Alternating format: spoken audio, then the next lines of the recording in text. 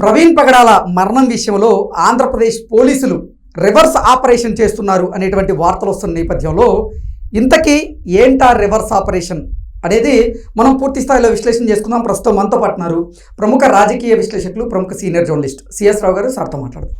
Sir నమస్తే. Sir నమస్తే. ప్రవీణ్ పగడాల మరణం విషయంలో ఇప్పుడు ఆంధ్రప్రదేశ్ పోలీసులు విచారణ చేస్తూ అందులో భాగంగానే రివర్స్ ఆపరేషన్ చేస్తున్నారు అనేటువంటి వార్తలు వస్తూ ఉన్నాయి. ఇంతకీ పోలీసులు చేస్తున్నటువంటి ఆ రివర్స్ ఆపరేషన్ ఏంటి అంటే ఏం చెప్తారు సార్? వాళ్ళు ఇప్పటివరకు మౌనంగా ఉంటే రివర్స్ ఆపరేషన్లో ఒక భాగం. ఓకే, ఇప్పటి వరకు పోలీసులు అఫీషియల్గా సీసీ ఫుటేజీ విడుదల చేసినటువంటి దాఖలాలు కానీ లేదు, వాళ్ళు ఇది అనుమానాస్పద స్థితిలో ఉందని చెప్పారు తప్పితే ఇది మర్డర్ అని కానీ, లేదు ఇది పాస్టర్ల మధ్య ఆధిపత్య పోరని కానీ, లేదంటే ఆస్తులు గొడవ అని కానీ, లేదంటే ఇతరతర కారణాలు ఉంటాయని కానీ ఎక్కడా కూడా వాళ్ళు అఫీషియల్గా అనౌన్స్ చేయలేదు. అవును, ఇంకా ఫోరెన్సిక్ రిపోర్ట్ రావాలి, వచ్చిన తర్వాత మేము పూర్తి స్థాయిలో మీకు నిర్ధారణ చేసి చెప్తామని చెప్పారు. అది కూడా వారం అయింది చెప్పి కూడా. ఈ వారం రోజుల నుంచి ప్రవీణ్ పాస్టర్ సంబంధించినట్టు రోడ్డు ప్రమాదం లేదంటే అనుమానాస్పద మృతికి సంబంధించి ఎక్కడా కూడా పోలీసులు అఫీషియల్గా అనౌన్స్ ఎక్కడా చేయలేదు. ఏ విషయం కూడా చెప్పలేదు ఇప్పటి వరకు సోషల్ మీడియాలో కానీ మీడియాలో కానీ మొత్తం వైరల్ అవుతున్నటువంటి వీడియోస్ ఏదైతే ఉన్నాయో అవి కొంతమంది ఫేక్ అంటారు, కొంతమంది నిజం అంటారు. అది నిజమా ఫేక్ అని చెప్పాల్సింది ఎవరు? పోలీసులు. ఇప్పటి వరకు వాళ్ళు చెప్పలేదు. కాబట్టి ఫేక్ అనే వాళ్ళని మనం కొట్టిపారేయలేం, నిజం అనే వాళ్ళని కొట్టిపారేయలేం. కాబట్టి పోలీసులు చెప్పేంత వరకు కూడా మనం ఏ నిర్ణయానికి రావడానికి లేదు.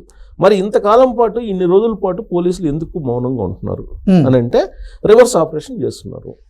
ఏంటి ఆ రివర్స్ ఆపరేషన్ అనేది అందరూ ఆసక్తిగా ఉంటారు. పోలీసులు ఇప్పుడు కూడా ఒక్కొక్క ఇన్సిడెంట్ని ఒక్కో రకంగా డీల్ చేస్తూ ఉంటారు. ఇప్పుడు మనం ఫారెస్ట్లోకి వెళ్ళి నక్సల్స్ ఆపరేషను వాళ్ళది వేరే ఉంటుంది, కూమింగ్ చేస్తారు, రకరకాల పద్ధతుల్లో చేస్తారు. అలాగే రౌడీ షీటర్స్ విషయంలో ఒకలాగా ఉంటారు, తీవ్రవాదుల విషయంలో ఇంకో రాగా ఉంటారు, ఉగ్రవాదుల విషయంలో ఒక రాగా ఉంటారు. ఇట్లా ఒక్కొక్క కేసు ఒక్కొక్క ఇన్సిడెంట్ ఒక్కొక్క సంఘటనను బట్టి వాళ్ళు వ్యవహరిస్తుంటారు. ఇప్పుడు ఈ ప్రవీణ్ పాస్టర్ విషయంలో వాళ్ళు వ్యవహరిస్తున్నటువంటి తీరు ఏంటంటే చాలా వ్యూహాత్మకంగా ఉందని చెప్పి మనం భావించడానికి అవకాశం ఉంది. ఇంత జరుగుతున్నప్పటికీ కూడా సోషల్ మీడియాలో కానీ మీడియాలో కానీ లేదా ఈ ఒక సమాజంలో క్రైస్తవ సమాజంలో కానీ ఇంత జరుగుతున్నప్పటికీ కూడా వాళ్ళు మౌనంగా ఉన్నారు అని అంటే, జనరల్గా చేపలు పట్టేటప్పుడు ఎరేస్తారు అంతే కదా, ఎరేస్తే ఆ ఎర్రలోకి మొత్తం చేపలు వచ్చేస్తాయి, అప్పుడు చేపలను పట్టుకుంటారు. అలానే ఇప్పుడు ఎవరెవరు మత విద్వేషాలను రెచ్చగొట్టేటువంటి శక్తులు ఉన్నాయి, ఎవరెవరు కులాలను రెచ్చగొట్టే వాళ్ళు ఉన్నారు, ఎవరెవరు ప్రాంతాలను రెచ్చగొట్టే వాళ్ళు ఉన్నారు, అసలు ఈ జాబితాలు ఎంతమంది ఉన్నారు తెలుసుకునేటువంటి ప్రయత్నంలో భాగంగానే వీళ్ళు మౌనంగా ఉన్నారేమో అనేటువంటి ఒక అనుమానం వస్తుంది. పోలీసు వర్గాల్లో కూడా కొంతమంది దగ్గర అలాంటి చర్చ జరుగుతుంది. దీనికి ఎలా వలవేశారు అని అంటే, ఇప్పుడు వాళ్ళు కాముగా ఉన్నారండి. చాణక్యుడు ఏం చెప్తాడంటే, ఒక వ్యక్తి యొక్క స్వభావం తెలుసుకోవాలంటే పూర్తి స్వేచ్ఛ ఇచ్చేసేయాలంట. పూర్తి స్వేచ్ఛ ఇచ్చేస్తే అప్పుడు అతను స్వభావం మొత్తం బయటకు వస్తుందండి. అలాగే ఇప్పుడు పూర్తి స్వేచ్ఛనిచ్చారు పోలీసులు అన్నట్టుగా కనిపిస్తుంది ఇప్పటి వరకు. మనం ఇక రాబోయేటువంటి రోజు ఇంకో సీన్ చూస్తాం, మనం చూసే అవకాశం ఉంది. ఓకే, అంటే నాకున్న కొన్ని పరిచయాల ద్వారా, నాకున్నటువంటి సోర్స్ ద్వారా నాకు అందుతున్నటువంటి సమాచారం ప్రకారం ఇప్పటి వరకు ఈ ప్రవీణ్ పాస్టర్ కేసులో ఒక భాగం చూస్తే, మనం ఒక ట్రైలర్ చూస్తే అసలు సినిమా ముందుంది. పోలీసులు అసలు సినిమా చూపించబోతున్నారు. ఏంటి అంటే, ఇప్పటి వరకు నేను చెప్పాను కదా చాణక్యుడు నీతి, చాణక్య నీతిని పాటించారు వాళ్ళు. ఈ చాణక్య నీతిని పాటించడంతో ఎవరికి వాళ్ళే స్వేచ్ఛగా వచ్చేసి వాళ్ళ సోషల్ మీడియా అకౌంట్స్లో కానీ డిజిటల్ అకౌంట్స్లో కానీ వాళ్ళ ఇష్టానుసారం పోస్టులు పెట్టారు. దీంతో ఎక్స్ మీద వై మీద జెడ్ మీద ఏ మీద బి, ఇలా రకరకాలుగా పరస్పర విమర్శలు చేసుకోవటం, గందరగోళం చేశారు. అది క్రిస్టియన్ సమాజం అని, లేదా హిందూ సమాజం అని, లేదా ముస్లిం సమాజం అని, మొత్తానికి వీళ్ళంతా సమాజంలో భాగమేగా. ఈ సమాజంలో భాగంగా ఉంటూ ఎవరైతే మత విద్వేషాలని రెచ్చగొట్టి, లేదా ప్రాంతీయ విద్వేషాలను రెచ్చగొట్టి, లేదా రాజకీయపరమైనటువంటి విద్వేషాలను రెచ్చగొట్టే బ్యాచ్ ఉన్నారో వాళ్ళని ఐడెంటిఫై చేసేదానికి ఈజీ మార్గం ఏర్పడింది ఇప్పుడు పోలీసులకి. ఈ మొత్తం బయటకు వచ్చారు కదా, ఇప్పటి వరకు పోలీసులకి అంత ఈజీ కాదు అన్వేషించడం అనేది. ఇప్పుడు వాళ్ళే బయటకు వచ్చారు. ఎక్స్ దీంతో వై వచ్చాడు, వై దీంతో జడ్ వచ్చాడు, వీళ్ళందరూ వచ్చేసారు. దీంతో ఎవరు ఏంటి అనేది పోలీసులకు ఒక క్లారిటీ వచ్చేసింది.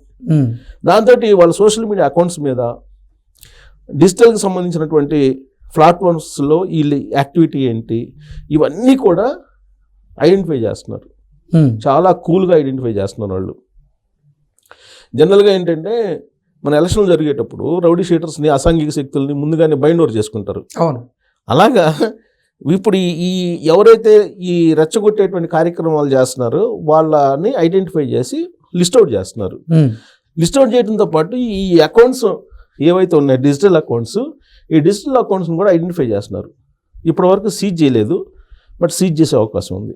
సీజ్ చేయడానికి కేంద్ర ప్రభుత్వానికి లెటర్ కూడా రాయబోతున్నారని కూడా తెలుస్తుంది. కేంద్ర ప్రభుత్వానికి కేంద్ర హోంశాఖ లెటర్ రాస్తే కేంద్ర హోంశాఖ ఆ నిర్ణయం తీసుకుంటుంది. ఆల్రెడీ మనకి ఆ చట్టం కూడా ఉంది. ఆల్రెడీ దానికి సంబంధించిన చట్టం ఉంది, డిజిటల్ యాక్ట్ ఉంది. డిజిటల్ యాక్ట్ ప్రకారం చర్యలు తీసుకోవచ్చు. చట్ట ప్రకారమే అన్నీ చేయాలి అనేటువంటి యాంగిల్లో పోలీసులు ఈ రివర్స్ ఆపరేషన్ చేస్తున్నారు. ఇప్పటి వరకు చాలా మంది ఏమంటున్నారు, పోలీసులు ఇంతవరకు నోరు తెరవలేదు, పోలీసులు ఎందుకు దాచిపెడుతున్నారు, తర్వాత ఈ ఫోరెన్సిక్ రిపోర్ట్ రావట్లేదు, పోస్ట్ మార్టం రిపోర్ట్ పూర్తి స్థాయిలో చెప్పట్లేదు, ఈ పోలీసులు ఎందుకు చెప్పట్లేదు, ఇవన్నీ అడుగుతున్నారు కదా. వాళ్ళ వ్యూహం వాళ్ళకు ఉంటుంది కదా పోలీసులకి. ఇప్పుడు వీళ్ళు క్వశ్చన్ చేసినట్టు వాళ్ళు ఎప్పటికప్పుడు ఎవరో ఒకళ్ళు వచ్చి అడిగితే వాళ్ళు వచ్చి మళ్ళీ ప్రతి సమాధానం చెప్పరు కదా పోలీసులు. ఇన్వెస్టిగేషన్ ఆఫీసర్ ఎప్పుడు చెప్పడు. ఆల్రెడీ 5 బృందాలను ఏర్పాటు చేశారు. ఈ 5 బృందాలు ఇన్వెస్టిగేషన్ చేస్తూ ఉన్నాయి. వాళ్ళ దగ్గర సమాచారం లేదని మనం అనుకుంటే ఎలా? ఎగ్జాక్ట్లీ, వాళ్ళు ఉండేది అదే పనిలో. సో వాళ్ళ దగ్గర సమాచారం లేదని మనం అనుకోవడం లేదు. కాకపోతే రివర్స్ ఆపరేషన్లో వెళ్తున్నారు. ఇప్పుడు నక్సలైట్లను ఏరేయడానికి అప్పట్లో గ్రీన్ కోబ్రాస్ అని తయారు చేసేవాళ్ళు. వీళ్ళ కొరియర్స్ని పంపించేవాళ్ళు, కోవర్ట్లను పంపించేవాళ్ళు. వాళ్ళు కొరియర్స్ని పంపిస్తే వీళ్ళు కోవర్ట్లను పంపించేవాళ్ళు. అలా ప్రతి సంఘటనకి ఒక ఎండింగ్ పెట్టడానికి, భవిష్యత్తులో ఇలాంటి పునరావృతం కాకుండా ఉండడానికి కావాల్సినటువంటి సమాచారాన్ని సేకరించేటువంటి పనిలో ఇప్పుడు పోలీసులు ఉన్నారు. సో ఇప్పుడు మొత్తం అందరికి సంబంధించినటువంటి సమాచారం వాళ్ళ దగ్గర ఉంది. వాళ్ళు ఇప్పుడు చేయదలుచుకుంటే ఇమీడియట్గా డిజిటల్ ఎవరెవరు డిజిటల్ ప్లాట్ఫామ్స్లో ఎవరెవరు ఏ విధంగా రెచ్చగొట్టారు, ఎవరితో టచ్లో ఉన్నారు, ఎవరితో లింకప్ అయి ఉన్నారు, వీళ్ళు ఎందుకు చేస్తున్నారు, ఏ ఉద్దేశంతో చేస్తున్నారు, ఇవన్నీ అనలైజ్ చేయడానికి ఆర్టిఫిషియల్ ఇంటెలిజెన్స్ వచ్చింది ఇప్పుడు మళ్ళీ.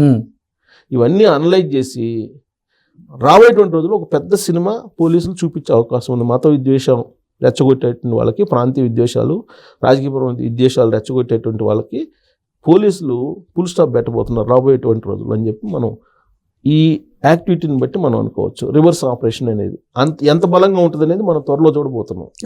Okay sir, thank you so much. Thank you.